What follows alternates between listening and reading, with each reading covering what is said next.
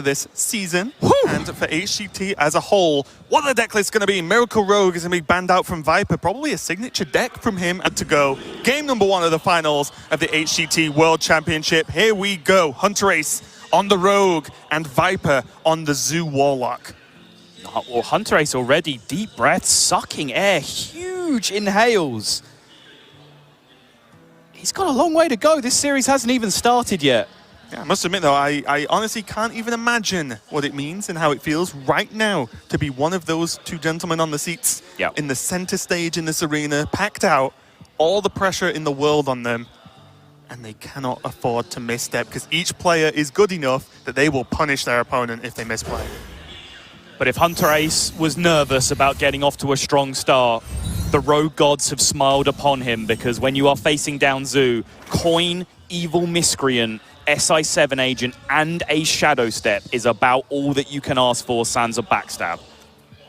Completely true, couldn't agree more, and I don't want to go there again this Not tournament. touching that one with a 10-foot pole, Raven. You've done enough, Saul, but I will say, before that draw, Viper's opening is not too shabby either, just as much as the Evil Miscreant is a key card in Rogue because of the power level of lackeys.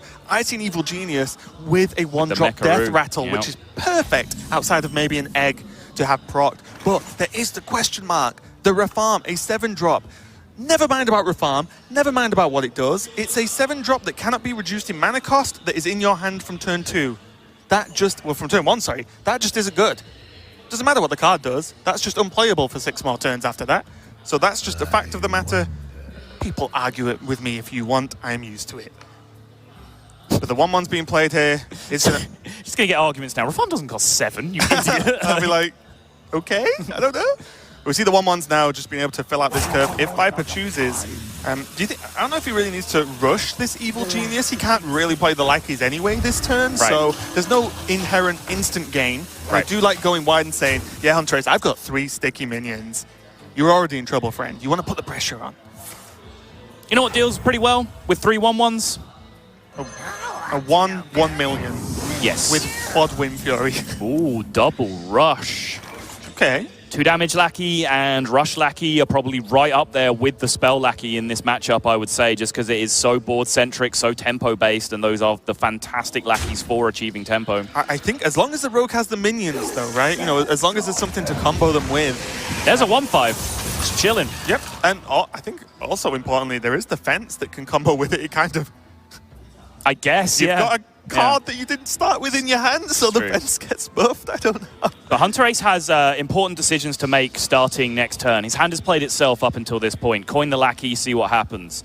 Now he has to decide, does he want to Shadow Step the lackey and go digging for more lackeys and go for the 2 damage and key spells like Fan of Knives off Ethereal Lackey to try and get him over the line that way?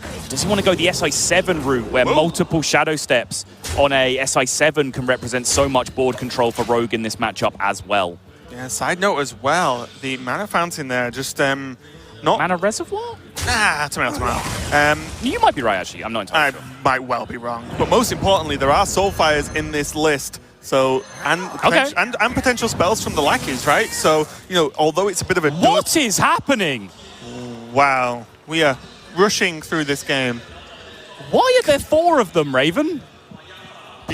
Because Miscreant got played twice and it can happen? I don't really know what you want from me here, Of course. Sorry, how foolish of me. Yeah, I'm like, eh?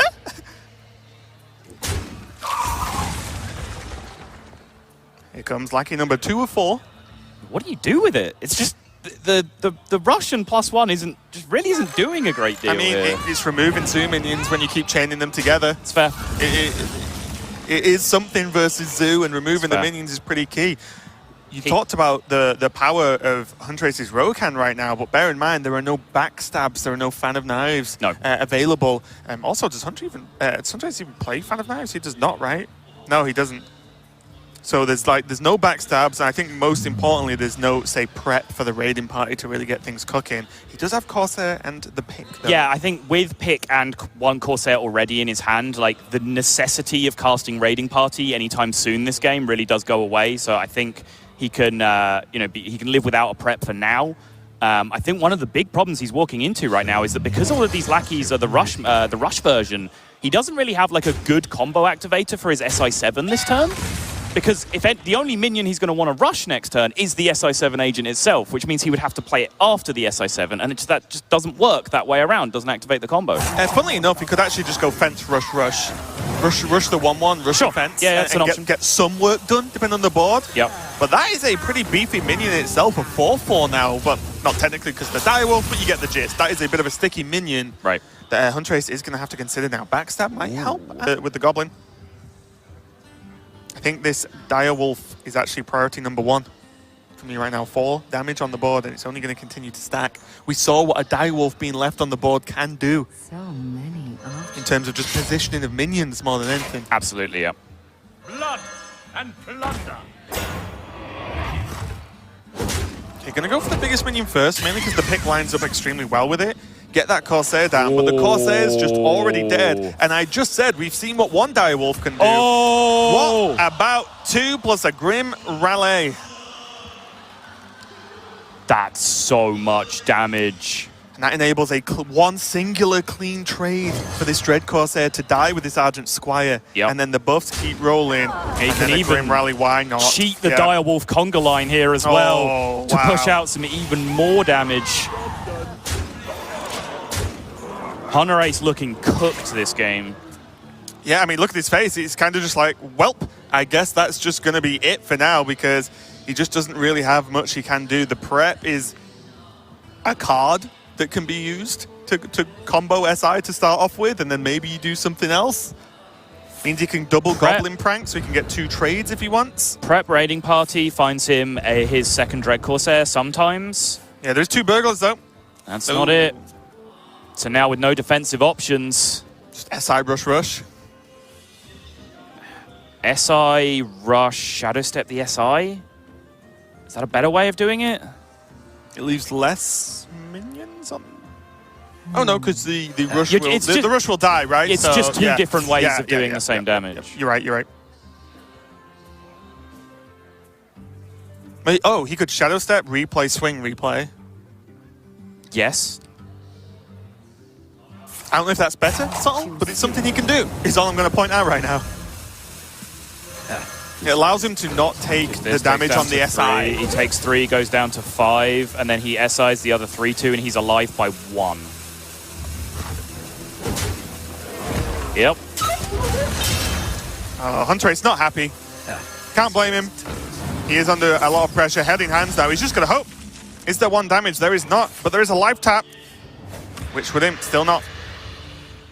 But what's the next turn look like, even if Viper didn't get lethal? Like, he's at 1. He can't take a single damage, and Viper runs 2 Soulfires in the list, and a Solarium, and a Knife Juggler. Well, 2 Knife Jugglers, and another Evil Genius. There's so much damage from hand, potentially. Amazingly, the Witchwood Imp, the 1/1 stealth, has just turned out to be the lethal draw here, because that's the card that Hunterace cannot beat right now. Liar!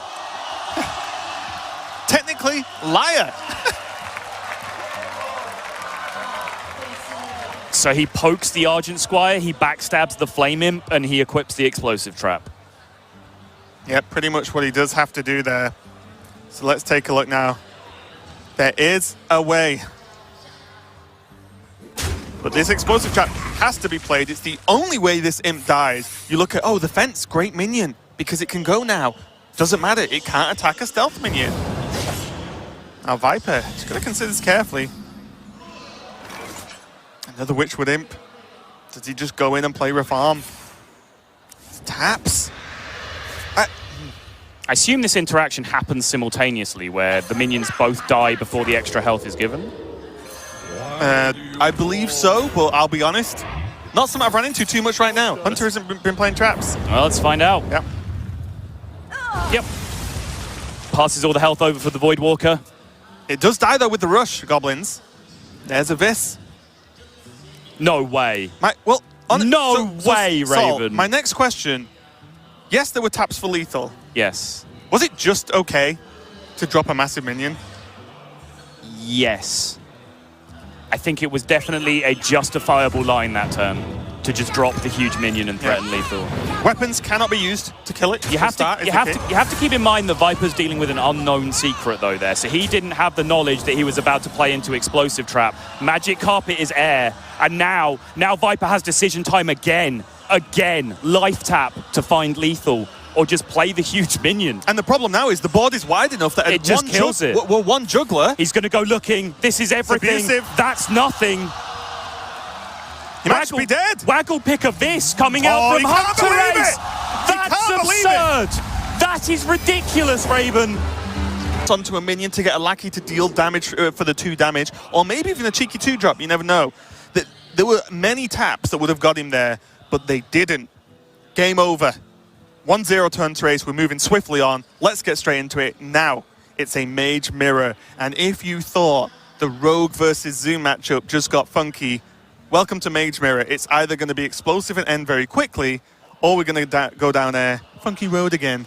Yeah, this mirror match can be a real clown fiesta, to bring it all the way back to, like, what, 2017 Hearthstone lingo? We're rolling back through the ages, because the chances that one of the players in the double Mountain Giant doubles Book of Spectres deck don't get to a Mountain Giant early in this game is so low, right? Like, one of them almost always does. If one does and the other doesn't, the game is just a snowball fest. It's just over. The interesting games, the one where absolute chaos happens, are where both players get access to the Mountain Giants and the Conjurer's Calling. Yeah, big talking point as well. We did mention it earlier today, but let's be honest, let's just mention it one more time. Secrets, and I don't just mean because one was discovered there, but I mean Viper is playing Arcane Keysmiths, which have key cards against a deck that doesn't run many spells, and the ones that it does run, half of them are targeted, which means they can completely mess up Conjurer's Calling. Hunterace does not run Arcane Keysmiths, which means he has a slight disadvantage on that end of town. No Giant. 3 minions, but no Giant. He has one more draw for it. If he picks it up next turn, Viper can play it on turn 3. Already, though, the mind games, it's splitting image. It isn't good right now. But then can Viper play a Giant into a mirror entity? Can he set up a Conjurer's Call? He plays a Giant, for example. If he drew it, which he hasn't, it's safe, not mirror entity. Is it Spellbender? Just this secret already from Hunterace is doing the opposite to what I said he could do. It wasn't from a Keysmith, but it was discovered. Yep. Great pickup. Mind games. Not the first time we've seen it as well. I mean, the very last game we saw it. The value of all the secrets that the one you put in play isn't, as well as the one that it is. And now nods to, guess what, if my opponent goes wide. Oh, Hunterace is back in it. Hunterace is very much back in it.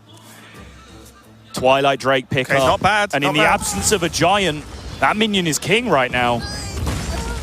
And again, you saw Viper there just play the mind control tech. It's something to play, and also if your opponent in this mirror goes so wide, you can mind control tech. You're normally dead the next turn anyway, so it doesn't matter.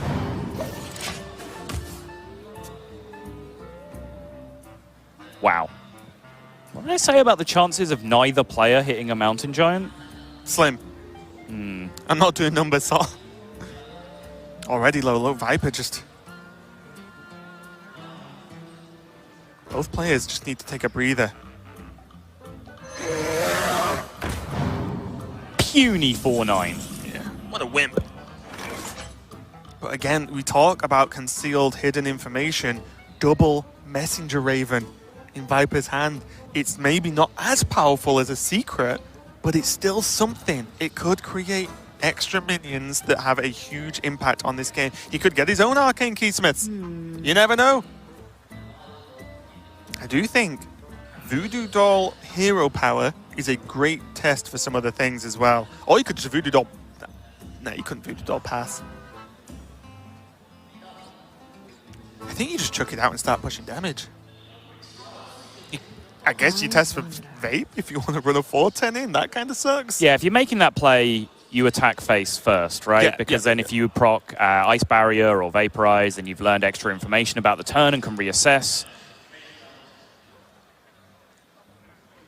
I mean, the natural turn that I want to make is just Fire Tree and Messenger Raven. But both of those cards replace themselves in the hand, and Viper has a full hand right now, and he needs to draw a Mountain Giant. So And also, it just removes levels of shenanigans. Viper considering the attack. He's only got a few seconds left. He goes for it. More knowledge. Knowledge acquired with 0 loss. Yep. Very, very good play there. He is now down to Counterspell, Spellbender, Splitting Image. Yes. The 3 worst ones, you could argue. Yes, It's like exactly. the 3 worst ones for Viper. Yeah. Viper, I'm afraid we've got some bad news. Yeah. It's one of the good secrets. Yeah. But Hunterace does not have a powerful turn, and I think most importantly, Viper has a coin. That's all. Sure does. He can test for Counterspell safely with coin. If it's not Counterspell, he can Astromancer and gains more knowledge. If it is Counterspell, he could just do some other stuff. He could double Raven and kind of be okay with it. Because he knows he's not going to get punished any other way at that point. He's not aiming any spells at anyone, so he's safe. And maybe it's not a bad thing that Viper doesn't have Conjurer's Call in, because he's not thinking about whether it's going to ruin him to play it or not. Sounds backwards, but it makes sense if you don't think about it. Ziliak's pass. Unity, precision, perfection.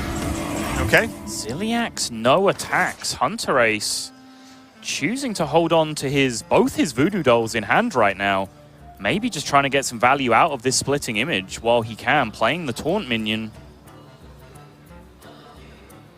It's the most power he can put into play in a weird way when you think about it, right? Because the Twilight Drake attacks into the Ziliax, and so a further minion comes out. There's some knowledge. No Counterspell now. Sorry, just to interrupt. No, but this is...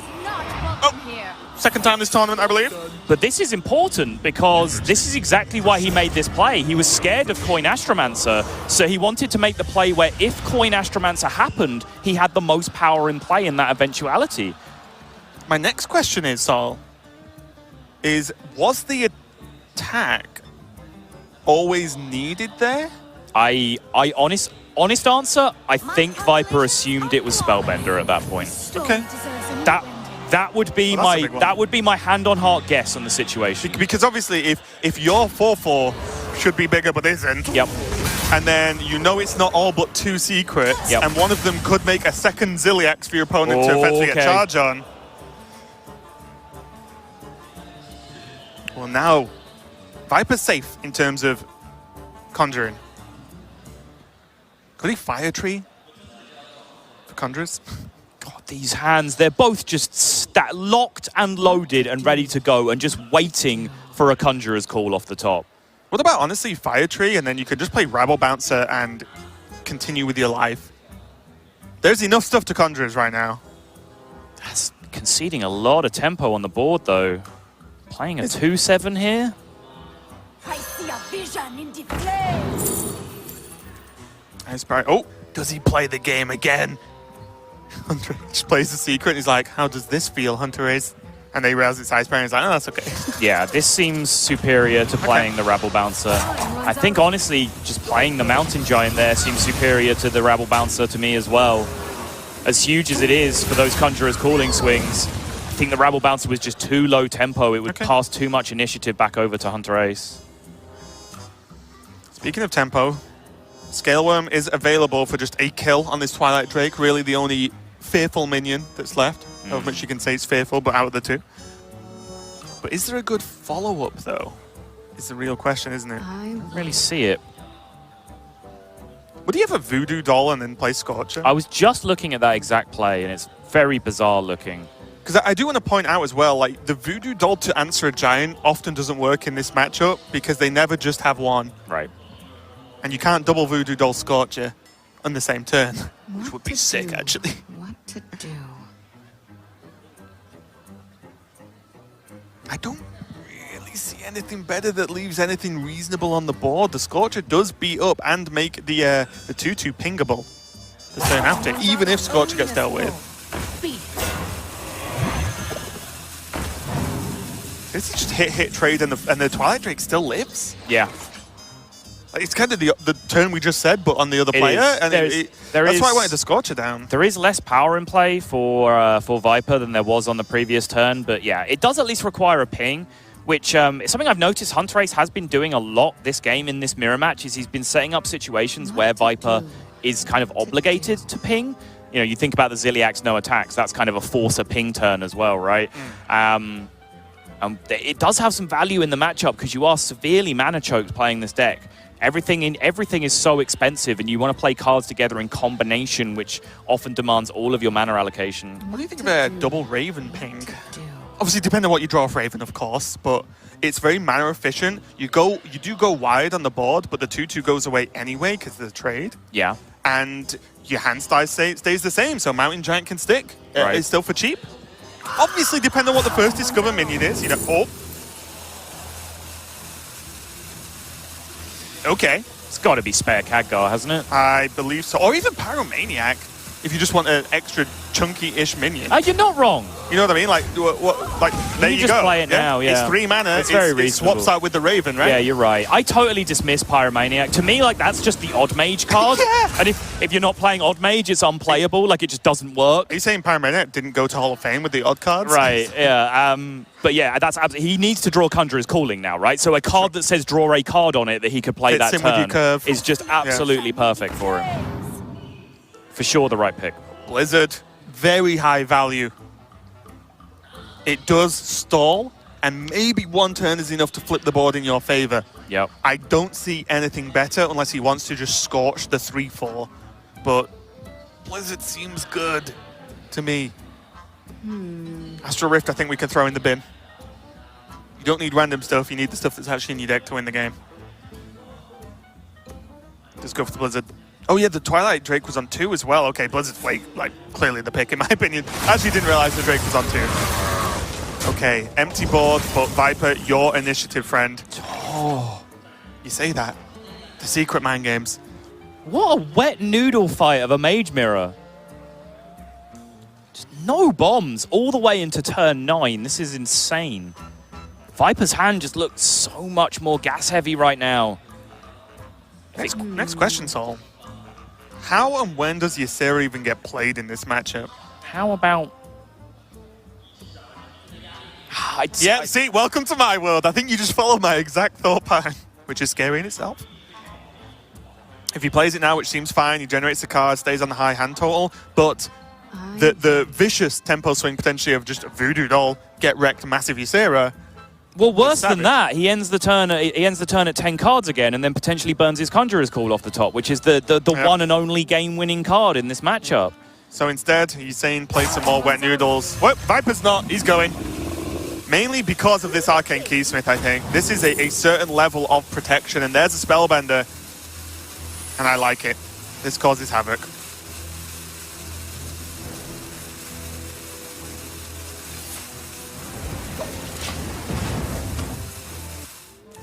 The 1 damage, if you're wondering, if you're wondering about the ping, this matchup's just fair, Sol. If you're wondering about the ping, it's mainly because, yes, Hunterace probably puts a 2/1 into 2/2, but 1 damage to face on full life does not affect this matchup in any dramatic fashion. And here's something that you do have to look out for with the Spellbender tech in the mirror, which, you know, we'll go back to the basic level first because we haven't really covered it. Spellbender, the only real targeted spell naturally in the deck is the Conjurer's Calling, which, as we say, is the game-winning card. So if your opponent has a Spellbender up, you try and Conjurer's Calling your Giant, it diverts, you just keep 1 Giant and it splits their Spellbender minion instead. The way you can use that to your advantage is in combination with Mind Control tech. Right. You can, if you narrow down the secrets to a Spellbender, you can save up for a double Conjurer's Calling turn, where your turn is Conjurer's Calling number 1, Mind Control tech, steal a minion, play the twin-spelled Conjurer's Calling on the minion that you Conjurer's Call, which you Mind Control tech, which is hopefully a big enough minion to give you a tempo swing on the board.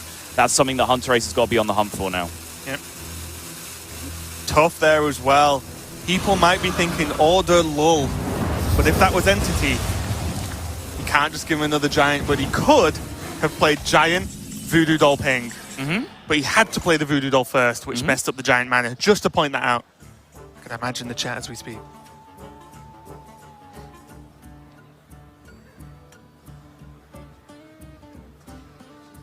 I pointed out at the start that the most interesting games are the ones where both players hit the Conjurer's Call. I neglected to mention the games where all 4 Conjurer's Calls were in the respective bottom 10s of both players' decks, because I've honestly never seen one. I didn't realize this was a possibility. It's weird. Now is this the Ysera turn after seeing a doll? I think so. I think this is way more reasonable now. You've seen one doll, fine. You're not under that much pressure. There is a mystery secret down that your opponent has to think about as well, although he knows it isn't Entity and that's it, right? Because all he's doing is play Voodoo Doll Ping and play the 3/6. So Entity's out the window. Sorry, he didn't ping, he played the 3/6. He's out the window and that's about it. Now, There you go. no More vape, info. no ice barrier. Twilight Drake, Voodoo Doll Ping. Looks good to me. And now the worrying point is, as you quite rightly called this one a bit of a wet noodle fight, well, Hunterace has more noodles, so he is kind of winning at this point. If he can just keep pushing with these minions and Viper doesn't really have an answer, which he doesn't at this point, then he'll win. How can Viper possibly have 10 cards in his hand with 11 cards left in his deck as Summoner's Mage and not have a game-winning play available to him? Like this. Yes. Nightmare might come in handy though for some big trade-ups, if and when required. And to check for a secret maybe as well. It's also a reasonable combination with the Conjurer's Call, right? Like, if you've sentenced your minion to death anyway, you might as well split it open into 2. Yeah, that's true. Okay, well there's a Rabble Bouncer.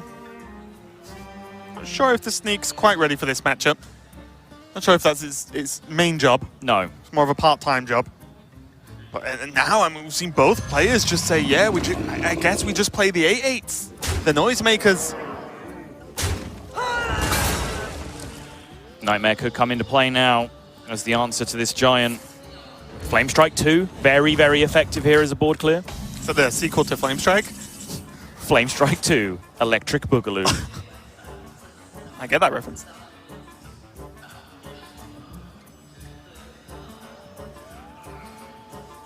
I think you just Flame Strike Ping. I feel like right now, the game is a race to Conjurer's Calling, 100%. But if you kill this giant, Flame Strike Ping, then, well, Hunterace just has less stuff in hand. So surely you believe as Viper, you're ahead because you have your secret that Hunterace has to keep thinking about. Yep. Yes, you don't have a board. Oh, well, you have a 4-1. Yep. Seems like a good position for me, to be completely honest. He could even just play the... oh, no, sorry, with Ping. I'm okay with it. Bit slow, but I think he can afford to be. It is a little bit slow. Nightmare. It's my only concern. It's a little bit slow. But I'm not seeing anything that really seizes initiative much faster. You've got to get rid of the giant. Yeah. And your options to do that are really just kind of Flame Strike and Nightmare. That's about all you got. As we dig down to the 10 and less card count, someone's drawing the Conjurers. They are in the decks, guys, we promise. So you don't want to get conjured onto a giant because you just chose to leave it up when you could have cleared it and still been in a reasonable spot. One more draw for Hunterace and both players top 10. Hunterace does have to be a little bit careful here because he does still have Astromancer remaining in his deck, and he's dramatically reducing his hand size to the point where that is not a very powerful draw for him. Is he just trying to kill him, though? He's at 24. Well, you know, the Henchman Sneak might hit. Uh-huh. He's at 21. Ping. 20. Scaleway might hit. 16. Do that all over again a couple of times and you're there. My issue is, can you afford to effectively pass? No. So he's got to do something. I know. You know, you just feel bad about it. Yeah, it's just one of those situations where you're just illustrating the sadness of Hunterace's current situation. Viper has somehow, you know, kept parity with Hunterace here while maintaining a handful of cards. Hunterace has had to spend every resource available to him just to stay in this game. I wonder what Viper's mental count is of the minions left in the deck, because I like this play because he can Aragorn Book of Spectres next turn and get even further ahead in value. Raven, it's here. Both players down to 10 cards and we see the first Conjurer's Calling. But Conjurer's Call, Spellbender, 4 minions on the opposing side of the board. What to do? Mountain Giant in play. What to do? Stealable with Mind Control tech. What's funnier is that seems quite far-fetched. Hunterace has won more far-fetched games than that. Take a look at the previous game of this series, for example. Here we go. Let's see. There's the Spellbender. There goes the Spellbender. There is 1 minion. Psych, there is 2 minions. If this is the 8-8, I am a prophet. Go. Hunterace is taking a deep breath. He's going to play it. And the steal is a 1-1. Not what he was after at all. Factually, the worst steal that was available on board. But he had to go for it.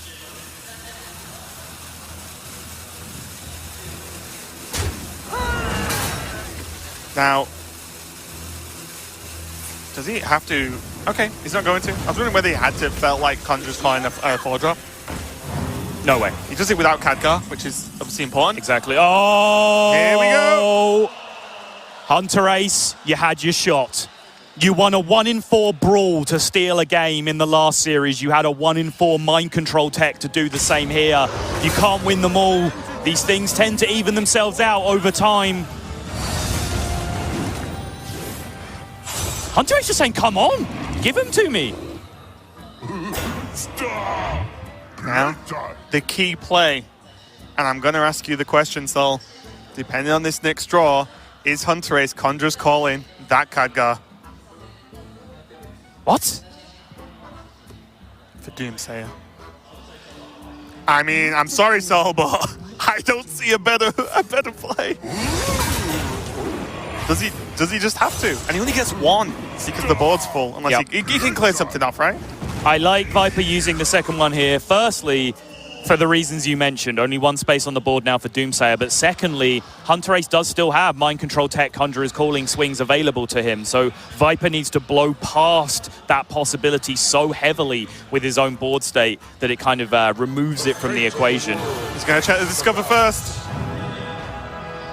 And a miss. Those do nothing except lead to Hunterace's death. He needs to go to the Conjurer's Calling, right? Literally no other play. Calling for Doomsayer. Yep. And it's only a 1 chance as well. Yep. Because the board's full. And he can't get rid of it.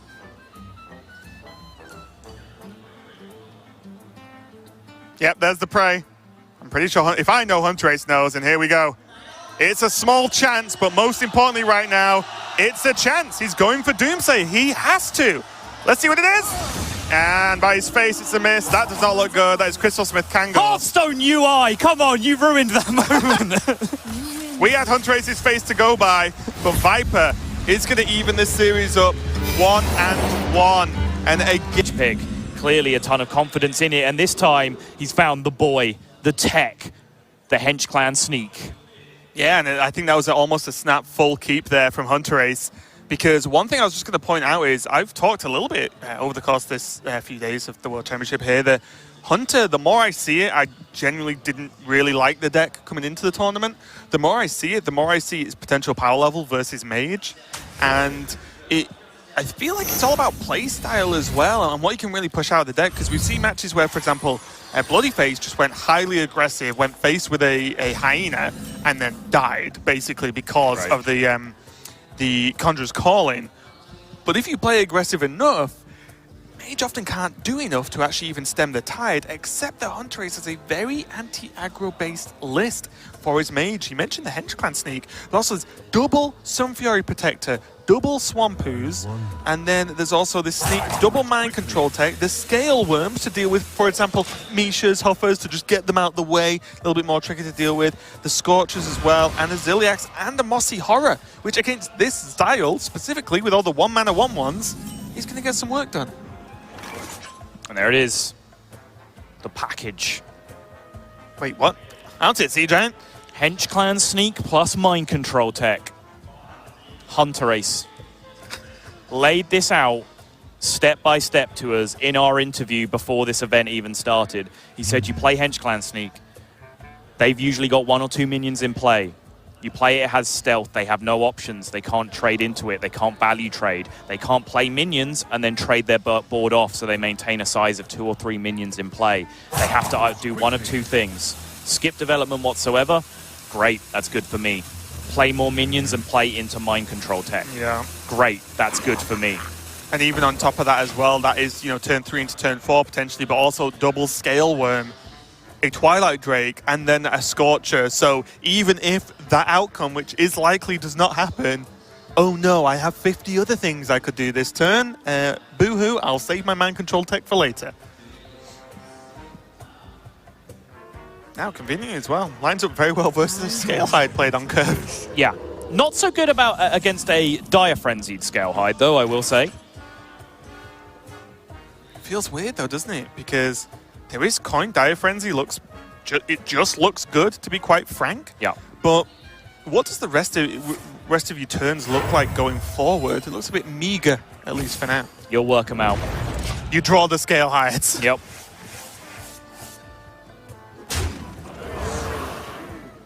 Still no, now suddenly this Scale Worm can trade, but then that Scale Hide, it's kind of 2 for 2 to a certain extent because of the Dire Frenzy and the coin. So I suppose you'd be okay with that. But maybe a Twilight Drake's just a little bit better. Agreed. And then the next question is, does Hunterace just leave the sneak in sneak mode and leave it stealth because he is aware that Viper runs a deadly shot? Does he want to just step into it? What to do? Is there a big punish for just not going face randomly for 3 damage? I don't think so. Big fan like of leaving it. this I in like it. stealth. Big fan of everything Hunterace did this turn. No need to panic. You're at 26. That's plenty for now. You know you have this Scale Hide covered on the following turn if you need to with Voodoo Doll and Ping. And like you said, leaving that minion in stealth, one of the even further benefits that we haven't even talked about is that it continues to play around Deadly Shot. Hunter's Mark is a nice extra little bonus card that can be used, especially with all the rush and charge minions, just to pick off one big annoying minion like Rabble Bouncer that's just been played. Because in this matchup, you definitely play Rabble Bouncer, just it's a taunt that could stop you dying. Hey, outside of that, yes, Animal Companion's a good card and gives him a strong turn 5 Animal Companion to either Hero Power or the Hatchet, but I think Hunter's Mark might just be good enough along with Deadly Shot. If this Giant into Conjurers just the once, which will be for the next foreseeable turns, is all he can do, then Deadly Shot, Hunter's Mark with a minion on board gets that job very, very much done. Yeah. Unless this stealth minion just stays in stealth for the whole game, and then Viper's going to have to find a flare. I think it might be killing this 4-2. You know what? I can agree with that. I can see it. Oh, he's thinking about it. Is like, He's having a good old good. That's his boy, you know? You don't just send your boy out to die. You take care of him. You nurture him. He's literally just another spectator at this point, just sitting on the board. Yeah. But now interesting choices yet again. Oh, the decision making is just relentless turn after turn. Deadly Shot kills a 4-8. In an average game of past Hearthstone, you would be more than okay with that turn, except it's one of the lesser of the scarier minions in this deck, as a 4-mana 4-8 may be. Does he need to save it? Can he just play an Animal Companion? Can he do something else? Can he just Headhunt his axe, go face? I don't know. Instead, out of the many choices, it's going to be the Hyena and the Deadly Shot. Scale Worm turn looking very good now, though. Oh, yeah. Geez, 2 mana for Hunter's Mark is a lot of mana to pay for a Hunter's Mark. I was just looking at it there, trying to find some turn that allowed you to push tempo with it, and it's just so restrictive now. It is, but I do feel this deck can go late game. And I think late game it feels better because so many of you... You think any deck can go late game against Okay, by Summoner's late game, I Mage? mean like 7 or 8 mana. Against Sark. Because so much of the curve is so low, you can use 2 mana for the Hunter's Mark. Scale Worm number 1 though, and this is looking fantastic because yes, the face damage right now doesn't really matter if Viper face tanks it, but he will equip a Hatchet and then swing it at a minion and not Hunterace's face, which is worth something in itself. What to do? Thinking about playing this taunt. I think he's thinking about playing either of these 2 minions. I think with double Hatchet, I don't think you skip. I don't think you can play the use. I think with you having a face that Hunters are really, really keen on, some Fury's really good too. I do agree that a minion needs to be played there, and all I'm arguing is that both of them had their merits, because what Hunterace wants to do next turn is just drop an Astromancer. In order to do that, he needs to fight aggressively for tempo this turn so that he can just play his slightly slower 7-mana guy on turn 7. I think my view with this board, I think it's more likely that this one Sunfury, there's 2 of each in the deck, by the way, 2 Sunfury, 2 Ooze. I think that this one Sunfury does a little bit more than just an Ooze, and the Ooze gets a lot more value earlier in the game, I would say.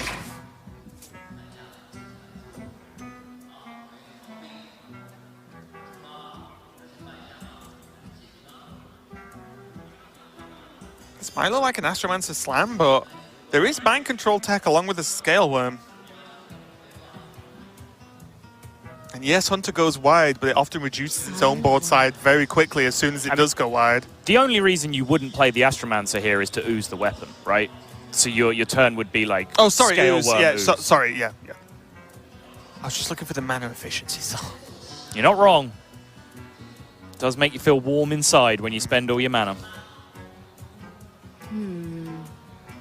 Because my worry is, like, one, minimum the Astromancer's dead if Viper wants it to be. Unless there's a taunt summoned, right? If so, then Runs out on me. then 6 health plus Viper has, you've got to imagine, some level of damage in hand. Then whatever he summons is going to die, is my point. I mean, we appear to have switched roles here, because that's a very pessimistic stance to take. So, I mean, the average 5-drop is going to die. 6-drop. Oh, sorry, 6-drop, yeah. I mean, same. Apart from Cairn, do you think? There's minions with Divine Shield, there's minions with Stegatron, and if, like, you get a 5-health minion, they still have to have Kill Command and Kill Command your minion. Like, you're acting like it just commits suicide when it lands on the board. No, I just mean that with the 4 power plus the 2 from the weapon, and then plus, what, 5 Hunter cards? And how this deck is built, I feel like there's always chip for a Divine Shield, and there's always enough power. Make them spend their mana killing your stuff. Okay. That's how it works out.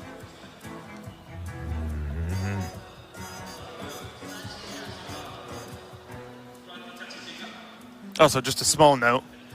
Let's discuss Conjur's calling him that legendary minion. Oh, jeez. Because, guys, in case you want to know, it works. We've done it. Yeah, I've done it. Like, we tested this. It does resummon itself as well as the Conjur's Call. Job done. Here we go, Kill Command in the weapon swing along with that Hunter's Mark pick. Viper could have picked an Animal Companion, but did not and chose to go for Hunter's Mark, and that is cashing it in right now. Yep. Has Animal Companion and some Spring Paws in hand along with that Unleash. But most importantly, this Scale Hide is just doing the work, and it's... I feel like all we've seen with Hunter is Dire Frenzy into draw a Dire Frenzied minion the next turn. Because the first Scale Hide was killed by the Henge Clan, remember? Interesting. He's going Scale Worm, what, double ooze here, maybe? Okay. I like it. I preferred the Voodoo Doll Scorcher myself. What did I say? These Dire Frenzies just shuffle to the top of the deck. They do. To my side. No piggy. Not even a little teddy bear. Unleash, though. Line up pretty nicely. It's one hyena away from a good time. Is he going to generate... I can't imagine he's going to use these Unleashes to trade, right? If he's unleashing, he's then also going to play the Spring Paws alongside that to trade with the 3/2s. But then you're not playing the Scale. I don't understand why this Unleash would get cast this turn. Well... Unless he's playing Unleash and hitting face and then playing the Scale Hide to trade with one of the 3/2s. Oh, unless it's Unleash, hitting face, hero power in and say, let's go. All right, now that's a little bit too far, I think. You need to channel your inner Hunter. But there aren't many sources of charge left in the game. They're very precious. And there aren't many... Those dogs do, and they would consider it an insult if they are used as rush minions. Most importantly, there isn't much stuff in Viper's hand, which is why I'm thinking, does he just hero power him to death? Okay. Aborted. All right, we're okay, Raven. We're good. He did hero power, though, I'm just saying. Yeah, sure did. I was half right, as always. Never more, never less.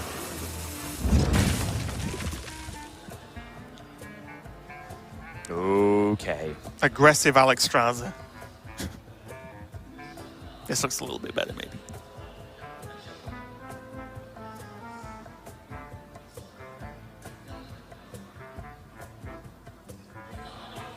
Voodoo Doll Conjure is calling, or Voodoo wonder Doll whether- Scorcher. Yeah, I wonder whether of they the did Voodoo options. Doll on the Scale Hide and then Scorcher. You have one minion, so this Leok isn't going to get masses of value from, say, an Unleash.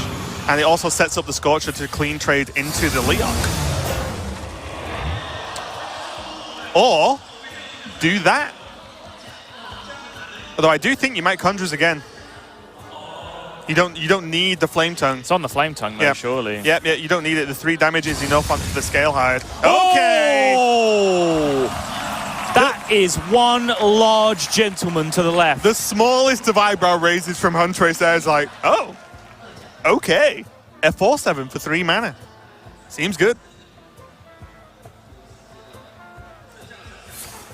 And now my question to you, Sottle. If these dogs are used at least semi-defensively, then how does Viper actually kill Hunterace apart from 8 turns worth of hero power? He can put 4 to face now, and I think he's committed. There's an Alex Straza in Hunterace's hand. This is turning south very, very quick. Viper has a board of 1/1s and he's trying to push damage, and Hunterace has a Dragonmaw Scorcher and an Alex Straza in his hand. Oh, even more so now. He could just play Scorcher with the doll, clean up, and then set up Alexstrasza next turn. Is defensive Alex the safest thing you can do this turn, though? Define safe. Not dying next turn. What to do? Okay, What to let's look. do. Viper's draws. Zul'jin. And that's... Unleash animal companions and kill commands. Okay. You might have sold me there. Master's Call doesn't quite get it done because you can't draw Unleash from Master's Call to make I guess like a Charging Hyena pushes 4.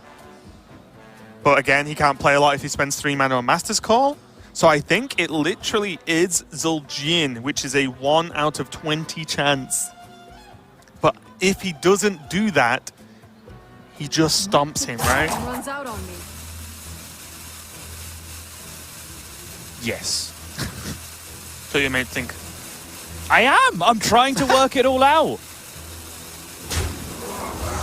aggressive Alexstrasza. Kibler somewhere is clapping. The dragon got played, and in the craziest way possible. Spring Paw's the draw. I don't know about you, Sol. Spring Paw's a good card, but it ain't that good. That is a lethal setup. What a baller. Most importantly, I want to know as the fist pump comes out from Hunterace, Deadly Shot was used. Who, at least for the first 6 months of this year, was being lauded as almost universally the best player in the world, now stands on the precipice of a Hearthstone World Championship to go alongside that. Yeah, and I agree. Huntrace was talked about for a long time, just the best player. There was no real question. And now, huge downgrade. He's now in what, top 2? Top 3 arguable best players in the world? Yeah. Oh no! Yeah. Like, what a shame. And if he cements this win, he will be undisputably the best Hearthstone player in the world, and maybe the best Hearthstone player we've ever seen, to be completely honest. I don't think anyone's quite done what Huntrace has done if he takes this victory.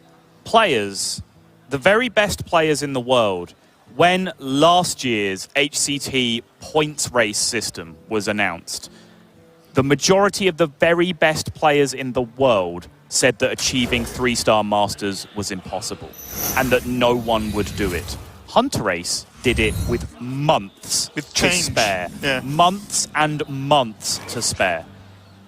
Incredible. And this kid's not an old-timer like us either, Sol. He's got many years ahead of him. He does. He will probably only get better at this point, and it's generally scary but very, very exciting. But Viper isn't going to roll over. Viper has fought very, very hard to get to this point. He is in grand finals of the most prestigious Hearthstone tournament that exists. And perhaps most importantly, it's Shaman time. And this is kind of where I focused in with at least my concerns for Hunterace's chances of winning this World Championship, because I have some issues with the way the deck is built together. I think the Pyro Should ask package... Hunterace about it. I think the Pyro package feels a little bit tacked on with not quite enough spells to really support it, which can lead to a very clashy draw sometimes where you just have anti-synergistic cards sitting alongside each other. But Hunterace has, with a little bit of fortune on his side, it's worth saying, such as 5-mana Hagathas, really scraped his way through a lot of really tough spots with some incredibly intelligent play with this deck. Yeah, and I think it's a huge story of, I truly believe every single player of this tournament is they had the one deck that was, well, you really need a win with this one because it's going to make the series ropey if not. And again, it's the nature of just, hey, you have 8 days to submit a lineup after a rotation comes out. No one, it doesn't matter how good you are, it doesn't matter how many people you rope in, how good your practice group is, how many hours between you can put into playing decks, watching streams, researching what's going on everywhere else, running statistical data on stat aggregating website. It doesn't matter. There's no way you're coming up with 4 of the best, most refined decks in the game 8 days after launch. My worry here is, I say worry, I'm just happy. Whoever wins, fantastic for me as long as the games are good. But if you are Viper, I'm staring at this list of the shamanless Hunterace. The double Wild Pyros you've got questions about, but a Wild Pyro going off once against this Hunter deck's pretty sweet. There's an Earth Shock for a potential Cheeky Hyena. Double Hex. There is 2 Hagathas schemes, which he can save 1 for the Zul'jin turn to just say, nope, you made your big board and now it's gone again, as long as he doesn't die. There's a Ziliax, 2 Giggling Inventors, a Hagatha the Witch, as well as Swamp Queen Hagatha for maybe more healing or AoE, and then 2 Walking Fountains for even more heal, and then a Shudder Walk to top it off and do it all again. We saw the power of Shudder Walk in Hunterace's last series to get into the finals. There's a lot of stuff, and I don't think Viper can play a long game. I think Viper has to kill him and cross his fingers and hope it works. Already, this Omega Defender is just a reasonable question to ask Viper. That's 6 health. Mark Shot is a fantastic card at chunking through these big taunts. But still, he has to have it. Then he has to play it, and then he has to do the other 2 damage as well. That's slowing Viper down enough, and the slower the game goes, Hunterace, his only limitation, really, will be mana in terms of whether he's going to live. Well, I think there's an assumption you're making here, Raven, which is that Hunterace is the one who wins this game in the late game. Is that always the case? He doesn't have a card in his deck that says, I win the game. They can drag this out for as long as they want, and if they get to the position of stalemate, Viper has Tundra Rhinos and Dire Frenzies. My question is, does this matchup mirror the Control Warrior matchup that we've seen this Hunter deck be so successful in? The biggest thing for me is the Giggling Inventors, the Hexes, the Earth Shock, and the Shudder Walk. Because, cool, make some big stuff. Enjoy punching through 4 Giggling Inventors. Yep. Like, how do you do that efficiently? And then the second Hunterace gets a second, Scheme, all dead. Doesn't play Death Rattles. It can't come back onto the board. It has to just have more stuff. And that's my worry. And the fact that there is a straight, flat answer to Zul'jin is a big deal in the form of a Hagatha's scheme, if Hunterace can hold on to one. Yeah. Because unless the role is unleash against the board with like Huffer, Leok, whatever, then scheme, try again, friend. I'm not an expert at this matchup. I'm not an expert in any matchup at this moment in the metagame. I'm going to be completely honest. I know what I know and that's about it. But there are answers and there's a lot of healing, but I will say Viper, double kill command and a pretty decent sized board. I'm not saying it's not doable. I'm just saying Viper has to do it in 1 punch.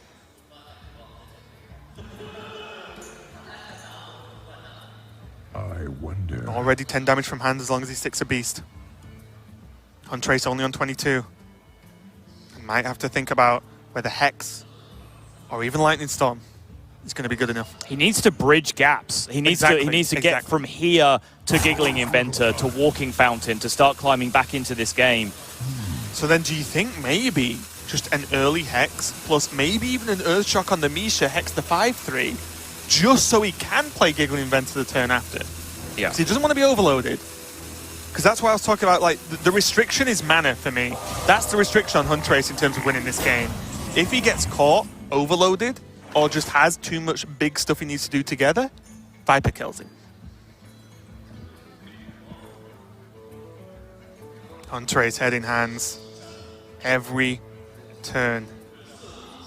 Could be one turn closer to him becoming the world champion. I wonder. The pressure must be ridiculous, to be Right honest. now, it feels like it's going in the other direction, though. It feels like each passing turn is pushing him further away from being the world champion. There's a lot of damage in Viper's hand.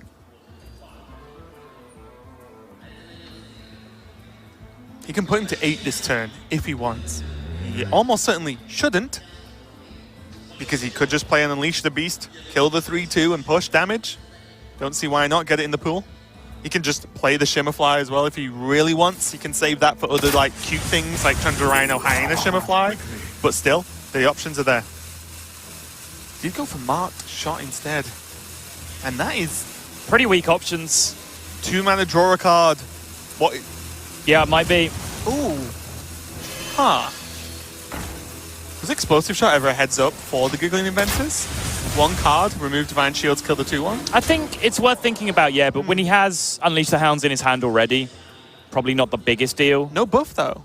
So you can pick the shields but not cleanly kill Yeah, the but you know, picking the shields is what Explosive Trap does anyway, right? Like if you don't have minions to trade through, then it just takes the shields off. If you do have minions to trade through, then taking the shields off and doing the 2 damage is the same thing anyway. Wait. There's no way you commit damage. No. Okay. What if you just hero power and he doesn't kill a beast? I wonder. And heal? Well, that's what I'm saying. That you don't commit damage. You don't go for a damage plan because your opponent's just about to walk into their turn 8. No, that's what I mean. Like, just 1 hero power. No, it's exactly the same reason. They're going to heal next turn. It's their Walking Fountain turn. You do not push in your plan on saying he's not going to heal. But is a 2 mana commitment this turn with his hand that big of a deal? It's passing the board and your opponent plays a Walking Fountain, kills all of your stuff, and you don't have a board or lethal anymore. We'll see. I move quickly.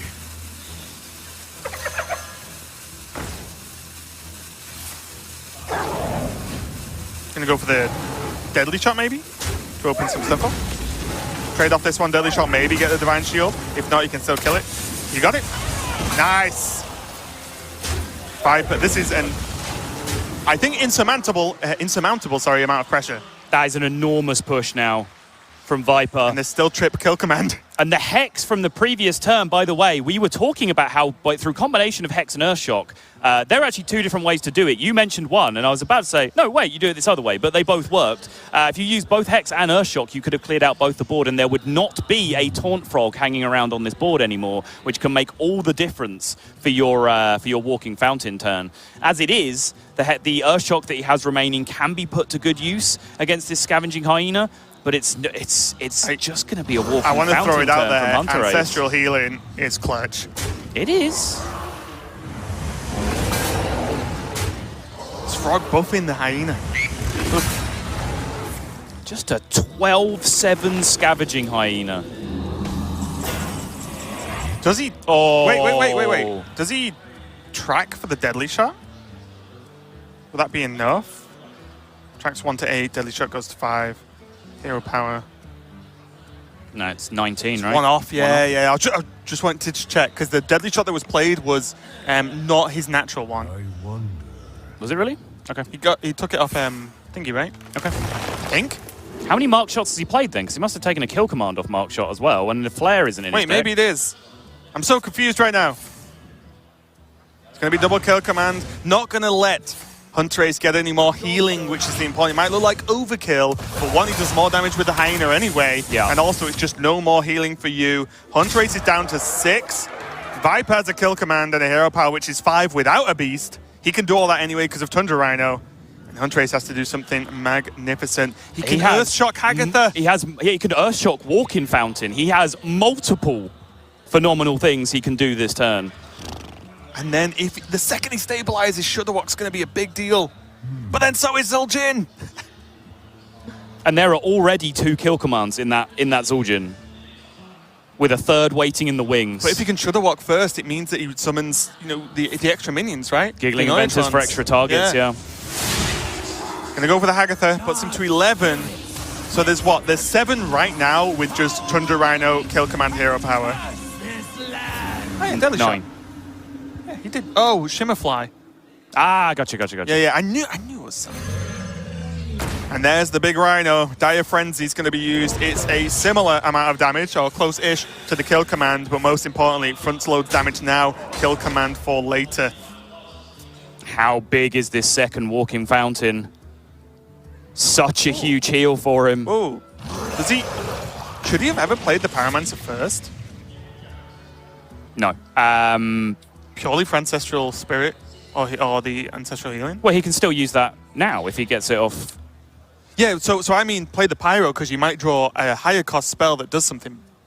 No, you're playing the Fountain this turn because you want to heal. If you don't heal, you're just dead to burst from hand. So you play the card that you're definitely going to play first. You might pick up a double spell, a 2-mana spell like Ancestral Spirit or Earthen Might, which is better to use on your Walking Fountain than playing the Pyromancer. I guess, yeah. There's like Witch's Brew, and then you could Hex it, for example, maybe. But yeah, okay.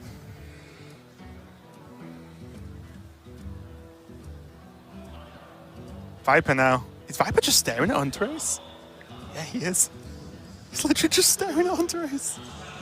Hunterace is glancing back at him sideways, but he's definitely not meeting the eyes.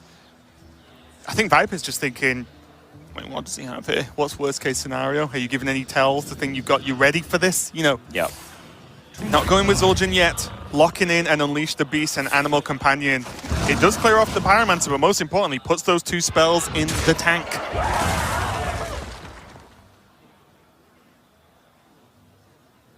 And now the Rain of Frogs, Feral Spirit, all of this can help him a lot. But the worry is, like I said earlier, mana restrictions. How much can he overload? And also, these are spells, so they will not hit the board and generate him more spells that might be Witch's Brew to help with heal. Such a scary spot Yeah. for Hunterace, and you can see it. He leaned towards the Rain of Toads, caused himself to take a moment. He's going to go in. This is a huge overload commitment. Rain of Toads and Feral Spirit. Viper picks up the buff Tundra Rhino. And this is going to put my theory to the test of who actually wins this when it comes down to the late game. Yep. Because Viper still has so much gas ready to go. Up in the Oh, Zul'jin. boy. Let's see the fireworks.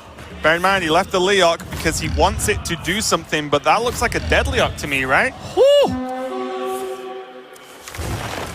Huff, huff. So that's going to be all. Oh no, sorry, 1 Huff is dead. 1 dog's dead. The Leok's dead. That is huge for the we knew that Unleash the straight away, Hounds. yeah. I was just waiting to see it happen. Oh! Yep. Dire Frenzy on the doggo.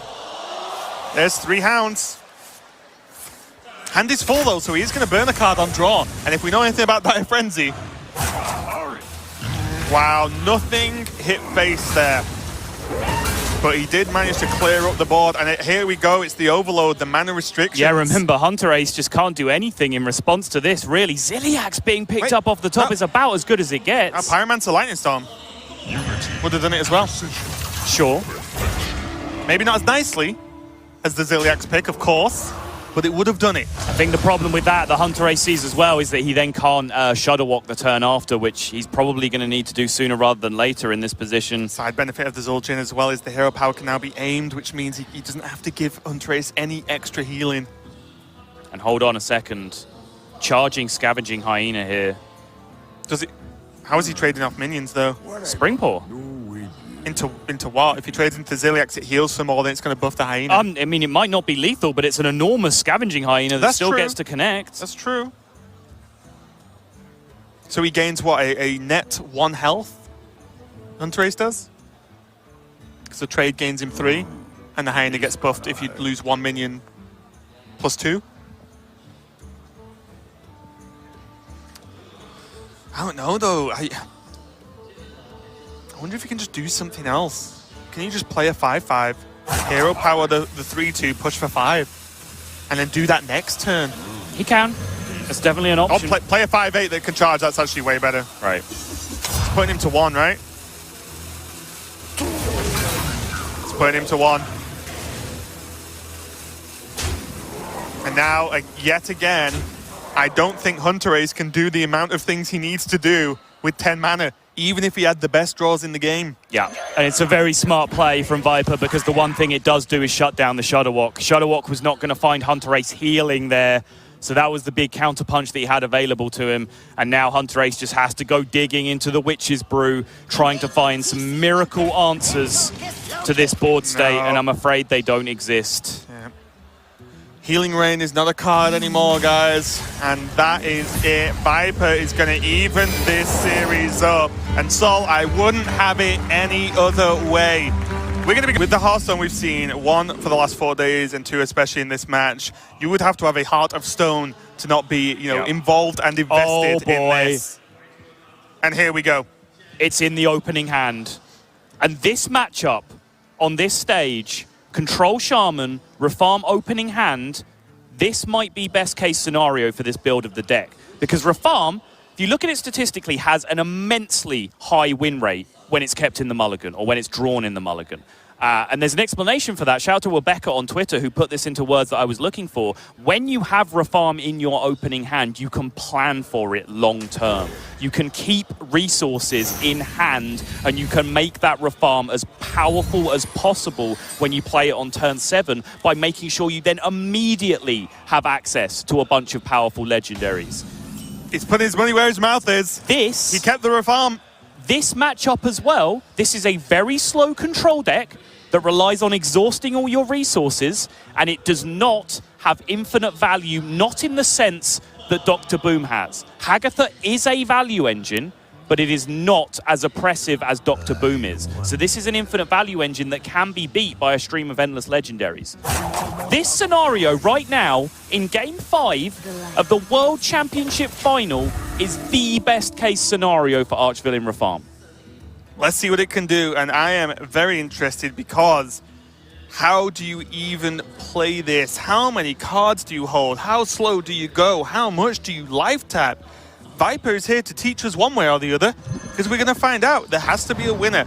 Hunterace answering this Argent Squire with an ooze. The rest of his hand not looking so fancy as far as I'm concerned, Sol.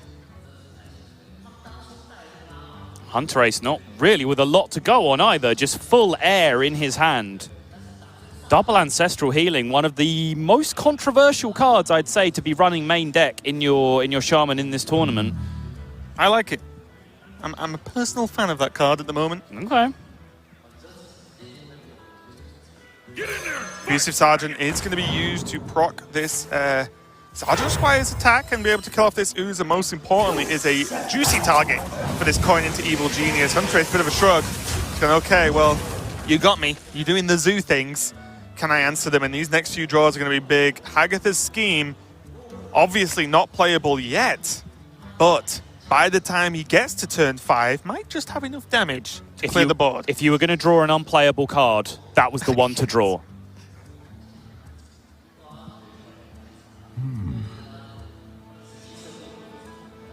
Hunterace just A, planning his future turns, B, representing to Viper that he might have something to do in his hand. Bluff the fact that you're debating a small Pyromancer clear here. Bluff the fact that you're debating just dropping an Acidic Swampooze into this board. Not much of a bluff. You'd probably just do that anyway. But there are things that you have to represent so Viper doesn't have the full knowledge that you just have nothing to do right now. It's a tough one. Outside of Totem Up Ancestral Healing, there is literally nothing to do. But Hunterace is going in the tank. I'm taking deep breaths myself, Sol. I'm not going to lie. I'm just watching these players is making me nervous, and I'm not even on the stage. Hovering some cards. I end up with just a totem. There we go. Mainly, he wants Viper to think. The more he's thinking about other stuff, the less he's thinking about some other stuff. That's which all it means was. Split attention. Now the Lackey's, just as a side note, Goblin Lackey is the +1 attack and rush, and Witchy Lackey is effectively an evolve, a +1 evolve. I wonder. But now, does any of that pay off for Hunterace? Representing that he might be thinking about Pyromancer, representing that he might be thinking about Lightning Storm, whatever other nonsense idea that he's trying to get into Viper's head. I think it's a little transparent. Viper should just be able to play his game here. But remember, he does also have to consider how much attention he wants to pay to that late game plan of Arc-Villain Reform. Yeah. What is his plan? Like that's the problem, isn't it? Like, I actually just don't know how much he's supposed to even play. He's just played 2 more minions. Yes, he has live tap. Yeah. But we've also seen Reform played in a position where there weren't that many cards left in the deck. Right. Which means, well, you don't have tons of value, because it's like, okay, 5 random legendaries on average are quite bad. Right. And I have no answers to these questions. Second scheme means that there's a backup clear, but second scheme also means there's a whole lot of nothing to do yet again for Hunterace. I will say there was no truly explosive start from Viper. There was no, unanswerable flame imp that's hit for 6 or 7 so far. It's slow in zoo terms, I'll say, but it is starting to heat up a little bit now with this knife juggler representing just a good chunk of damage.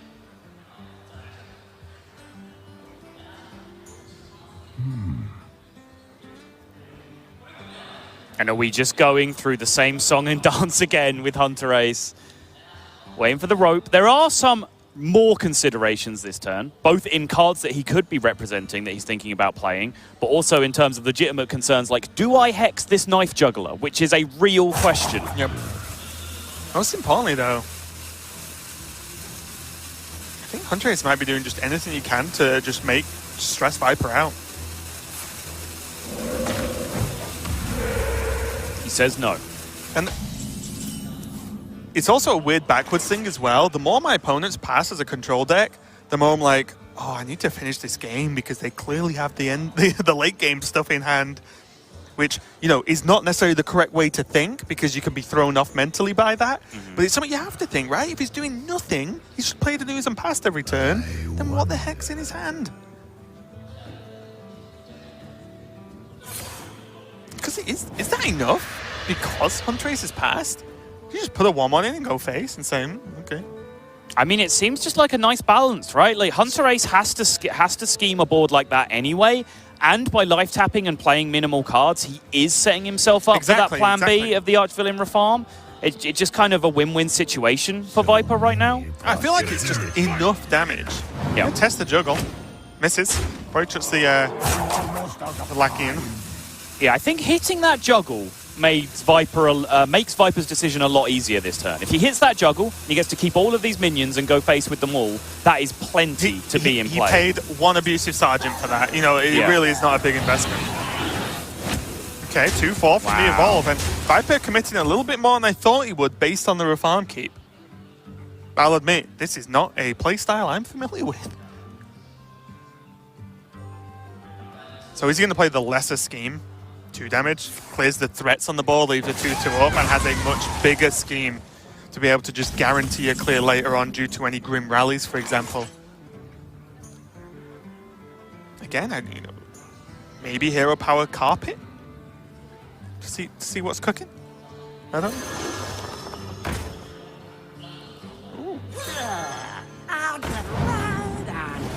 And we might just want to dump his hand before Reform and say, I'll draw 1 to 2 legendaries a turn. Looks like it. He's pressuring Hunterace down to half health now. Yep. He's ooh. Oh. One more time. Oh. Okay. And is there only really one bad pull? Because funnily enough, wait, I should know this. Does the mech crew have rush if you steal it? Because of the carpet? It should do, yes. Right. I'm not going crazy, Once right? you give a minion rush, it has rush. Right. It does not. It wasn't rush for this turn, is it? It Right. just says give rush. Mm-hmm.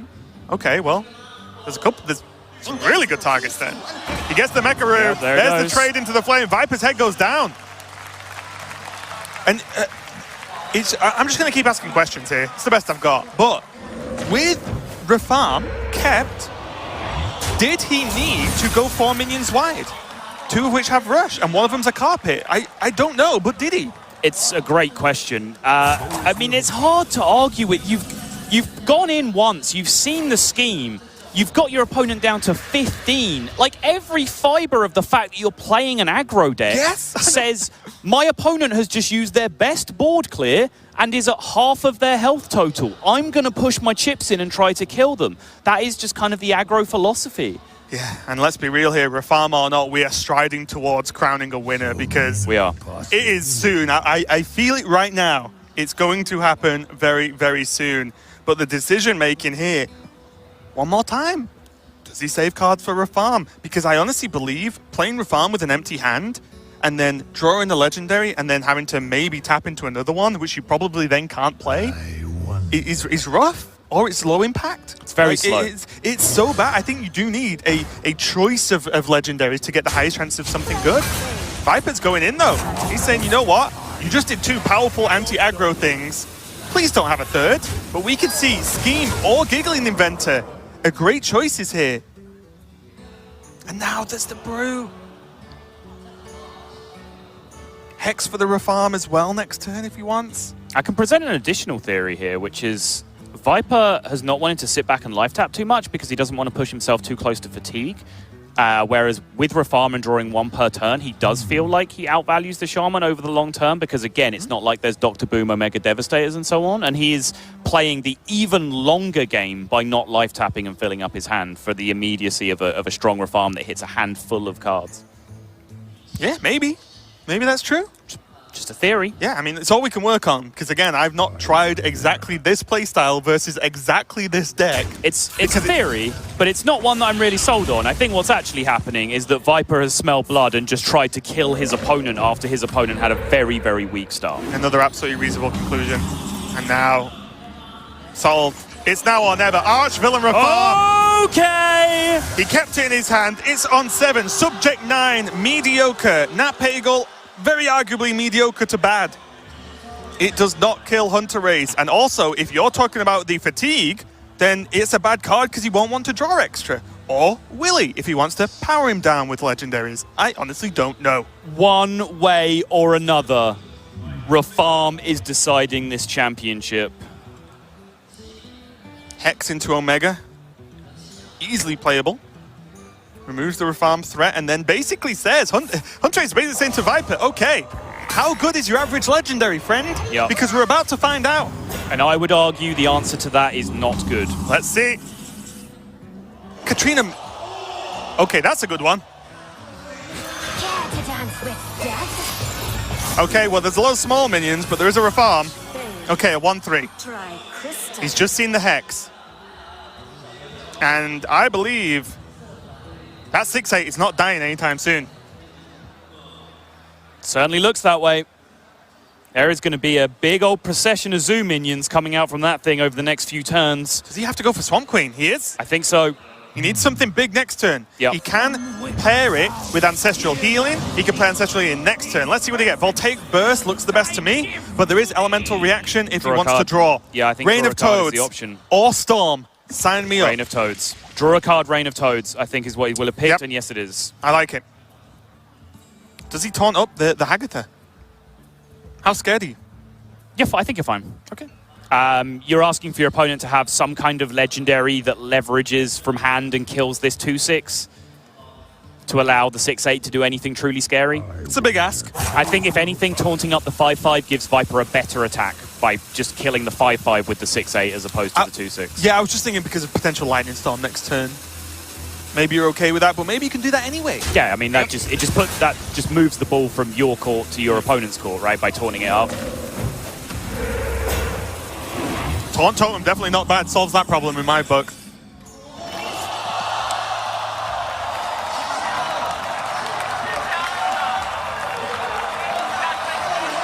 No words. Nope. Azalina, as if the game was not already ridiculous enough. Let's see what I have to play around. Azalina Soul Thief. Viper, first things first, he checks the horror. Realizes that Hunterace has a very powerful tempo turn, and look at Casper's face. I don't even know how to respond. Not only does Viper fill his hand with cards that actually do something, he also has now full information -1 card of this draw as exactly what's in Hunterace's hand. That is a fantastic draw. Even Viper, one of the most stoic Hearthstone players I've ever seen in my life, cracked a smile when that frog appeared. I will tell you now, this grand final and this game has not disappointed in any way, and it's not even over yet. The walking fountain, I guess Hunterace is just thanking something that the walking fountain wasn't already in his hand too, because that would be truly grim. Viper also solves the mystery of what on earth was going on with Hunterace's early game. Oh, he had double ancestral healing in his hand. Okay, that makes sense. Now Viper gets his own Rain of Toads. It's a frog off. And that's what's kind of scary to me in this scenario, is that if Hunterace doesn't play his big tempo card first here, Viper has the option to do it before him and really push him onto the back foot. He does have walking fountain, which farms some of the toads. Yeah, this is a big turn. There we go, I like this. And, you know, Viper's not going to roll spell damage because he's a warlock. Yeah. The Froggy Boys jump down. Even the healing totem getting a little bit of value. And there's Grifter. Discover 2 cards. Give 1 to your opponent, 1 to yourself at random. Yep. Crazy card, not the best constructed card in the world. But again, Viper could play it. And in case that's confusing anyone, you see 3 cards, you pick one. You see 3 cards again, you pick one. The game then decides which of those 2 cards you pick go to you or your opponent. Viper's hand actually just isn't that good. I mean, the Azalina is so, like, I can't emphasize enough how big that Azalina is, because it gives Viper's refarmed deck something to do that isn't just playing an idiot every turn. Guys, we're getting Grifter in the deciding game of the World Championship. Okay, what does Viper pick? Because these decisions get hard. Do you want to give Hunterace a good minion? What is my life right now? What even is Hearthstone? The problem with Grifter is you hand over a lot of the time the tempo to your opponent because you give them a minion or something with full mana. You have to spend mana playing Grifter. So you lose a certain amount of tempo. Let's see what the picks were. Stranglethorn and Gurubashi Berserker. So he just picked 2 5-drops, 2 decent cards. I guess. Hogger. Frogger. And now we're just going to see what happens, because this game has evolved into a true mess in the best of ways. Hunterace has to just be careful here. He is overloaded. Overloaded enormously. Yeah, only on 5 mana. He needs to make this 5 mana work very nicely for him, and I believe that's going to include hexing a 5/5 to keep his frogs alive. Oh, in a deck full of legendaries, that's terrifying though. Hex a 5/5 and all manner of things can be in those remaining 13 cards. That's true, but I think you need to make some strides. I don't think he can have a lackluster turn. I mean, the big problem is that he can't play many of his other cards because the way this board is pared down, he can't kill off any of his own minions to be able to play, for example, Ziliax. He's got to take double heal.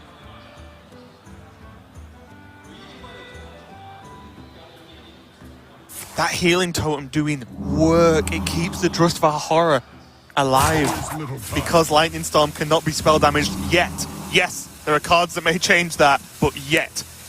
This Lightning Storm will not kill this 5/3 off as it does become a 5/4, similar to potential low rolls as well on some of the frogs. Glass Knight, not bad at all, and an Archmage Vargoth Lightning Storm. Sign me up, Soddle, because that will do it. I know it, you know it, Viper knows it, and let's be honest, if you can hear that, the crowd definitely know it. Vargoth Lightning Storm. He's a Warlock, and he's casting Vargoth Lightning Storm this turn, Raven. It's not fair, Sol. Viper, though, this is huge. And Hunterace's face, just watch the face of a man who's about to get wrecked.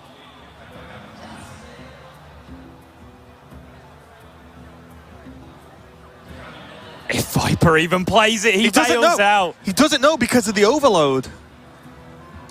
So many possibility. But I don't think you can just leave stuff up. I think it's too much of a swing. Look at the damage you push. Almost out of time. He kills off the 5-2. He can trade in and still push for 5 and not worry about that 5-2. Or do you think he passes? I think he pushes 5 damage. Oh, he passes. Okay. Hunterace can't believe it. Now he has to keep his composure. There's a mic. Every draw. Woo! Every draw is like a boxer in a Rocky movie just throwing another enormous right hand at his opponent. The only difference is it's a modern one, so of course the film is 3 hours long. There's the steal on the 5-5. Looks good to me. Yes, Vargoth might have been flashier, but there weren't spells that really benefited at this point. And now the low-cost turn here. 6. Oh my goodness. Oh, there's the spell damage.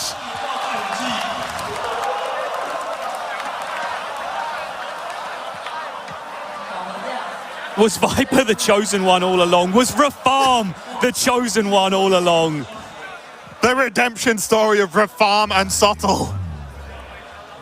Is he going to have the last laugh? The big deal here is 6 mana. The heavy overload from the double lightning storm means that Viper has less mana to play with.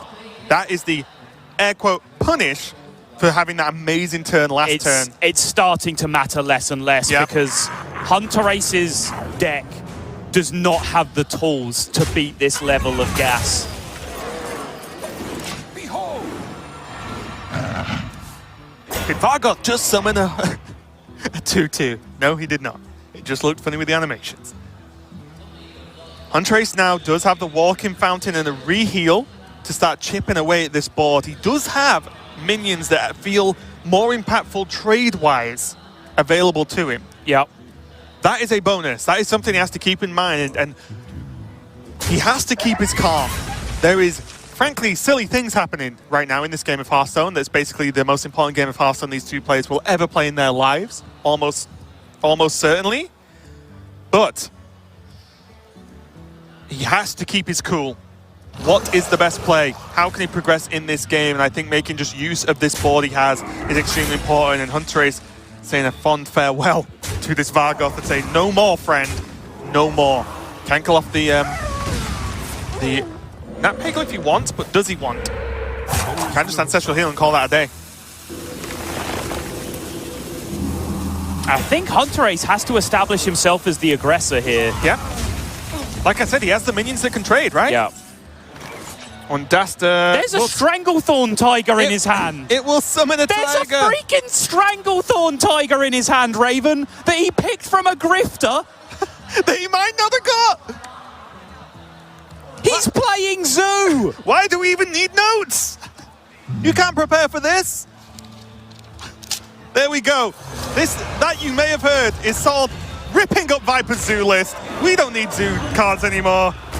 We've got every card in Hearthstone. Hunterace just cannot believe it. He is receiving mental blow to mental blow. Farsight now. It's going to be able to dig him a little bit deeper and maybe get what I feel now is a trademark Hagatha pull from this Farsight. I feel like he needed Hagatha several turns ago. I feel like all of these minions that are in play right now needed to generate value for him if he was going to keep up with this from Viper. Unity, precision, Nice little extra impact there with that Annoyatron sticking to the board. Means now that's a 4-4 rush with the lifesteal, and the Divine Shield's going to make it stick around. Risa, whatever. Sorry, you're a decent card. It feels like... But it doesn't matter. It feels like the first draw in the last 6 or 7 that hasn't just felt like a giant punch to the face.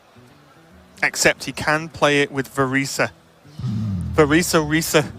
Windrunner. He does gain a weapon. And maybe he wants the spell damage for the sick Calighost. Yeah. Now the Viper, if he's hovering this Giggling Inventor, he feels under threat, and kind of so he should. He absolutely is under threat. Yep. There's a lot of damage being represented on the board. I'll say the good thing for Hunterace now is he's seen most of the Azalina cards, right? Yep. So now he's back to almost, well, he's got random legendaries. Let's see what this Farsight's going to be, though. 6 that mana Shudder? Shudder Walk. Okay. That is a high value minion right now. Does he want to play it before Hagatha? Because he's the aggressor with the minion focus? He doesn't want to deal 3 to his own board? It's possible, but he does have the Twilight Drake in his hand, which does make it better on the following turn anyway. But I like your thinking. It's a very, very good Shudder Walk right now. He gets a Drusvar again. He gets a Drusvar again, and he casts the Battle Cry of the one that he's already Mind played Control again. Tech. Mind Control Tech. Giggling Inventors. And is this Gurabashi Berserker that Viper gave to Hunterace going to be a potentially game-winning card? Why are we saying this in the last game of a Because World this is Championship? our lives now, Raven. This is what we do. Now there's a Houndmaster Shaw. It means Glass Knight can attack in the same turn it's played. With Witch's Brew. Synergy. It took me a minute to realize.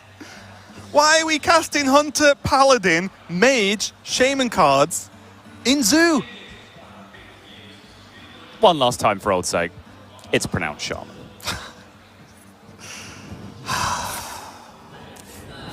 Oh, Oh, no. come on!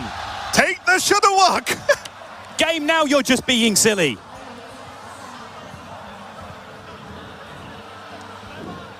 My pack will hunt you down.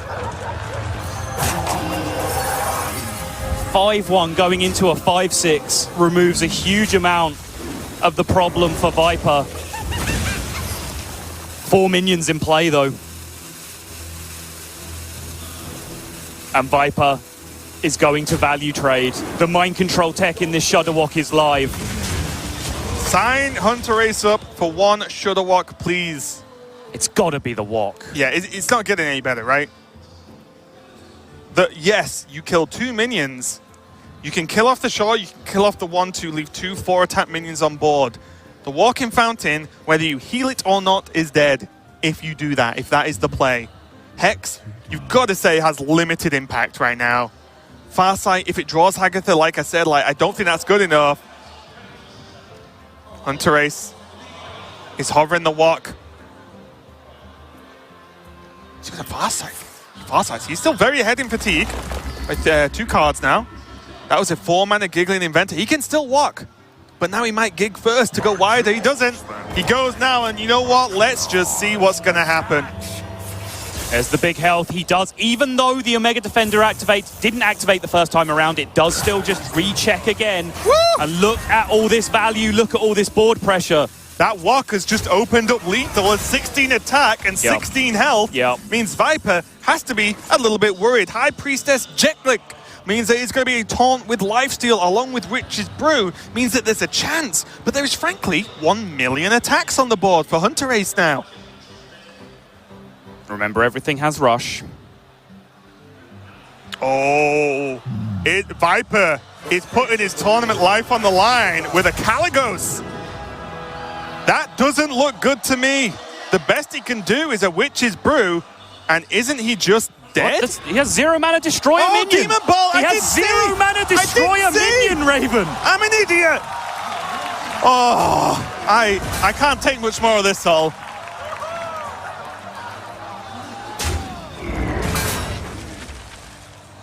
Where's the Saronite Chain Gang? Because I don't know how much longer this can go on. Sometime. Viper has a Witch's Brew in hand, which shuts down any kind of aggressive push from Hunterace. What does the Drusvar do? It's a great question. Can we get a Drusvar check? Feral Spirit, Totemic Smash, fairly, minimal. It is more minions. Not bad. Feral It's more Spirit, minions, yeah. is good. You take that. Off a random Drusvar, you take that. And remember, the Totemic Smash is aimable. It is not just like throw it out there Zul'jin style. Right. You can aim that 2 damage, which might end up being clutch. Right. This Caligos has to go, right? Why? It's a 4/12. Is there going to be a bigger thing to Hex in those remaining 4 cards? It is only dealing 4 a turn with 1 attack, Sol. I don't think it does. Okay. There are no spells outside of one Witch's Brew. Nat That's air. Pagel. That is air. 100% pure air. That will disappear into the ether when Azalina is played as potentially the last card of the game for Viper. Now, does Viper have to make a gamble, Azalina, and hope there is a spell that he can cast for free to save him? Witch's Brew. He already has it. Next turn then.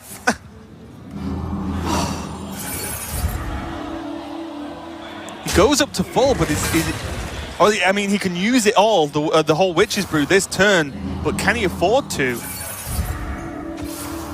Does he have any other options? Yeah, I don't know. That's why it's just a very slow turn. Sorry, just look at this Glass Knight just chilling. Just, oh, another Divine Shield. Oh, another Divine Shield. He is going to stop and drop the Jet Click, Yeah. which I do agree with. I think he needed to do something else this turn. So that's 2 mana. He's only got 3 cards left, so I can't see the Pagel getting anything done here. He may as well Witch's Brew. But is it on a minion or his own face? I think Howlmaster Shaw. I see a lot of 4 attacks there, Sol. Going to the face. Okay. Well, look, we're stomping towards the end here. There's still no Hagatha drawn. That's outrageous. Hunterace is staying relatively toe-to-toe here without even having access to his Hagatha. Turns out Shudderwock's hell of a card. And Viper has a chance of stealing the Hagatha for himself if he can time the Azalina. But he's got no minions left.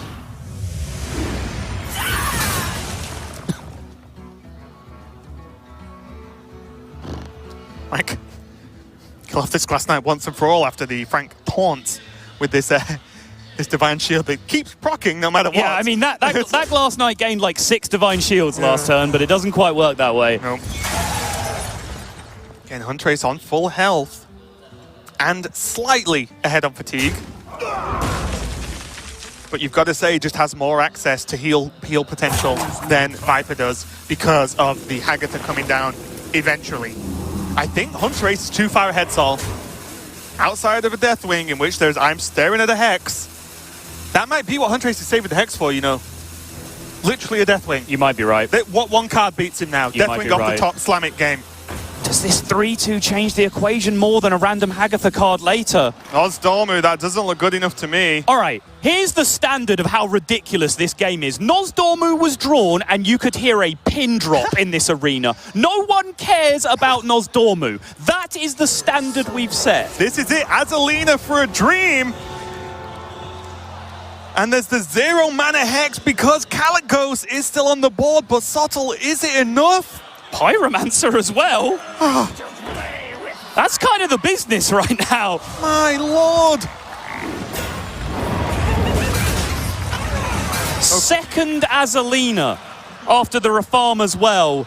Still no Hagatha for Hunterace. Drustvar Horror looks good to me. Totemic Smash can clear off one of these minions.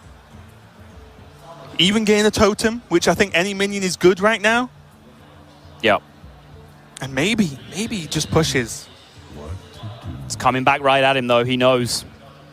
He knows the very same thing is coming back. This is now quickly becoming a fairly solvable situation on both sides. Surely he wants to go first, though, right? Oh, for sure.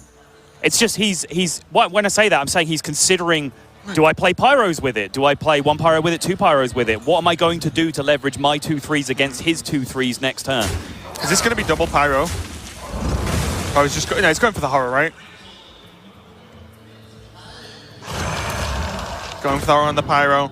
Viper literally has no spells left in the deck unless some legendaries, or his last 2 legendaries, generate them. Yeah. And I think Hunterace might just be 1 step ahead because Totemic Smash does not deal with this board. He chooses to not overkill as opposed to overkill, though, which is kind of interesting in that scenario. Gruul. The Dragon Killer, I believe, is the full title, not official. Hearthstone, of course, but still. That's a big minion, but is 1 big minion enough? There's only 1 more draw left, and unless that Gruul is played and hexed, and the next draw is Deathwing, I think that's going to be it. But we've said that about 50 times this series, so quite likely to be wrong.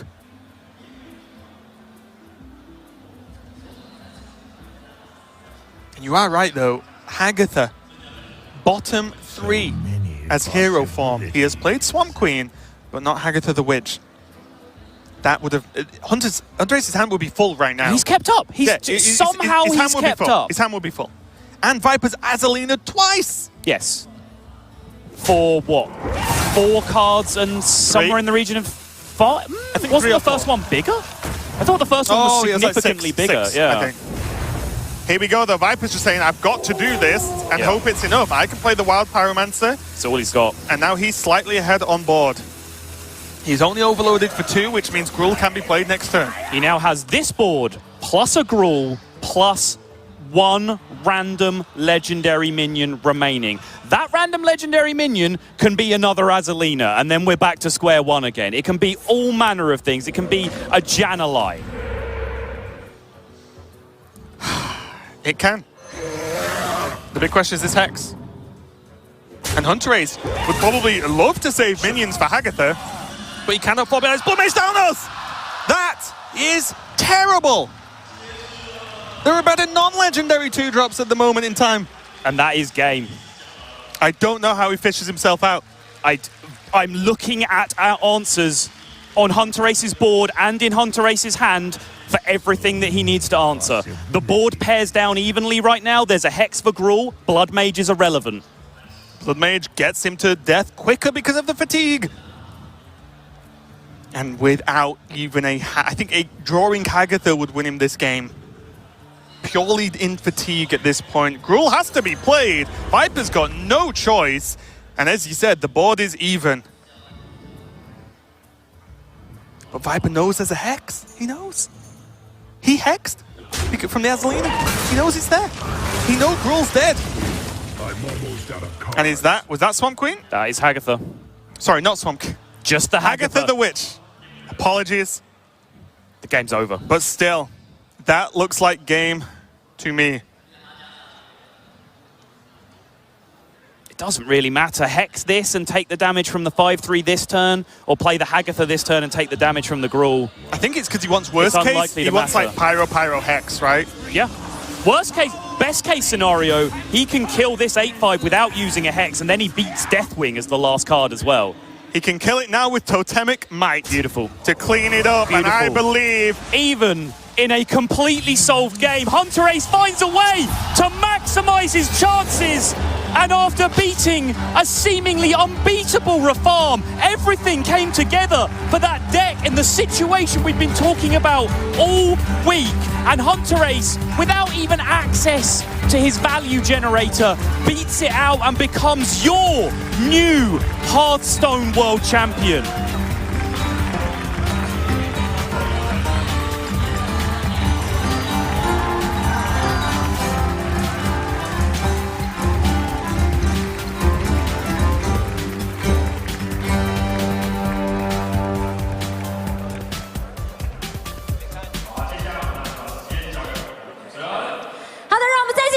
恭喜我们的 Hunterace 成为呢我们的2019炉石战绩 HCT 世界总冠军。哇，最后呢以这神之右手解开了世界上最焦灼的战局，不止成为了运气最好，也成为了世界上最强的男人。现在心情怎么样呢？我们邀请 Forden 为我们来做赛后访问。Here's Forden for the winning interview. Hunterace, that was an incredible finish to the World Championship. Please tell me, what is going through your mind this very moment? 刚刚这比赛实在太疯狂了，恭喜你获得世界冠军，可以跟大家分享一下你现在的心情吗 I don't know, it's pretty unbelievable. Like that last game was like super tense. It's been like such a long journey to get here, and like actually delivering now that I'm in the tournament and winning the tournament is so big for me. Like it means so much. I'm incredibly grateful. I don't know that. Oof. 刚刚这比赛真的是非常的紧张，然后对我来讲，我也是专注了很久。这个冠军对我来讲意义非常的重大。What was the hardest obstacle to overcome in order to become the world champion? 像一路走来你都很辛苦，你可以跟大家分享一下你目前一路走来遇到最困难、最难克服的事情吗 I don't know, man. This entire tournament has been super hard for me. Like, there's been a lot of situations that I maybe could look back on and like tell you like super close decisions and such. But I don't know. I really just want to thank everyone that has been helping me throughout the preparation period, because I felt like that was the most crucial part of this tournament, because it was right after rotation and it was such a big deal what lineup you ended up bringing. And also I want to like give a huge thanks to like everyone in the Hearthstone community. Everyone has been so supporting and it's really incredible. 我非常这一路打下来非常多的困难，有很多很难的决定，然后有很多非常优秀的对手，那我可以一一的跟他们交手，然后做出最正确的决定，然后让我一路走到这边，我觉得很荣幸。All right, my last question, Hunterace. You were the points leader. You were the promised one. You were the one that people were betting on packs. How does it feel to live up to the hype as the Wonder Boy of Hearthstone? I don't know, it feels incredible. It's really amazing. Like, I can't really describe it. Like, it hasn't really gotten through me yet. I'm just like thinking of all random legendaries and everything is just going through my head. Like, it's amazing. Oof. Yeah. Oof. Wow.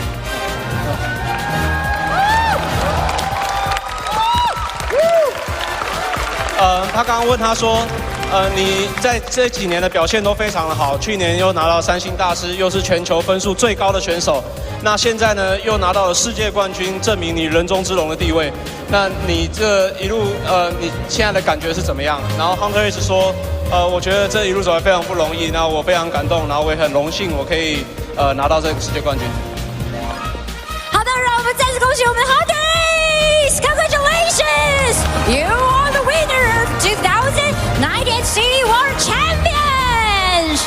Okay, and we're going to present the trophy. Let's welcome the Senior Global Franchise Lead of Hearthstone Esports, Sam Braithwaite, and your 2017 HCT World Champion Tom 60229. 掌声欢迎我们大哥以及我们的 Sam， 我们来进行颁奖。Please present the trophy to Hunterace. Woo! Congratulations! 再次热烈掌声给我们的 Hunterace， 也给我们所有的选手以及我们所辛苦的赛评以及我们的主播们。